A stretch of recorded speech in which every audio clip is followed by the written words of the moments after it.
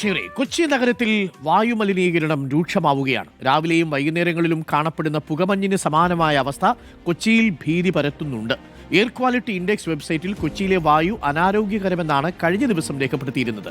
അലി അക്ബഷയുണ്ട്. Ali, good morning. Ali, രാവിലെയും വൈകുന്നേരവും പുറത്തിറങ്ങുന്നവർ, ഏതെങ്കിലും തരത്തിൽ ശ്വാസകോശ സംബന്ധമായ ബുദ്ധിമുട്ടുകളുള്ളവർ മാസ്ക് ധരിച്ചിറങ്ങണം എന്നുള്ളൊരു നിർദ്ദേശം വന്നിട്ടുണ്ട്. കുറച്ച് ബുദ്ധിമുട്ടായി മാറുകയാണോ സാഹചര്യം? പുകമഞ്ഞ് ഇനി വരുന്ന ദിവസങ്ങളിലും കൂടാനാണോ സാധ്യത? Ali, good morning. Arunkumar, good morning. ഈ പറഞ്ഞതുപോലെ വലിയൊരു അപകടാവസ്ഥയിലേക്ക് കൊച്ചിയിലെ വായു പോകുന്നുണ്ട് എന്ന വിവരം തന്നെയാണ് ഇപ്പോൾ നിലവിൽ ലഭ്യമാകുന്നത്. കഴിഞ്ഞ 2 ദിവസങ്ങളിലായി അത് പ്രകടമാണ്. കാരണം കൊച്ചിയിൽ രാവിലെ ഒരു 8 മണി 8:30 ആകുന്നത് വരെ വലിയ രീതിയിൽ പുകമഞ്ഞ് ഉള്ള സാഹചര്യമുണ്ട്.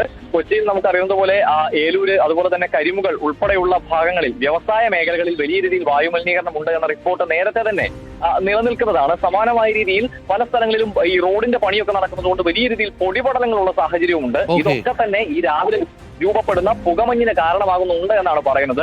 എയർ ക്വാളിറ്റി ഇൻഡെക്സിന്റെ വെബ്സൈറ്റിൽ കൊച്ചിയിലെ വായു അപകടകരമായ സാഹചര്യത്തിലേക്ക് പോകുന്നു എന്ന റിപ്പോർട്ടാണ് കഴിഞ്ഞ ദിവസങ്ങളിൽ എല്ലാം പുറത്തു വന്നുകൊണ്ടിരുന്നത്.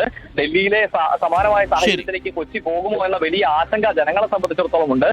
സമയം ശരി, അലി ആണ് വിവരങ്ങൾ നൽകിയത്. അപ്പോൾ പുകമഞ്ഞിന് സമാനമായ ഒരു അവസ്ഥ ഡൽഹിയിലെ അത്ര ഭീകരമൊന്നുമല്ല എങ്കിൽ പോലും അല്പം ആശങ്കയുണ്ട്. അപ്പോൾ ചെറിയ ബ്രീത്തിങ് ബുദ്ധിമുട്ടൊക്കെ ഉള്ളവർ ഒന്ന് മാസ്ക് ഒക്കെ ധരിച്ചു വരിക. കുറച്ച് നേരം ഒന്ന് വെളുത്ത് വെയിലൊന്ന് വന്നിട്ട് പ്രായമേറിയവർ ഒന്ന് പുറത്തിറങ്ങിയാൽ മതി.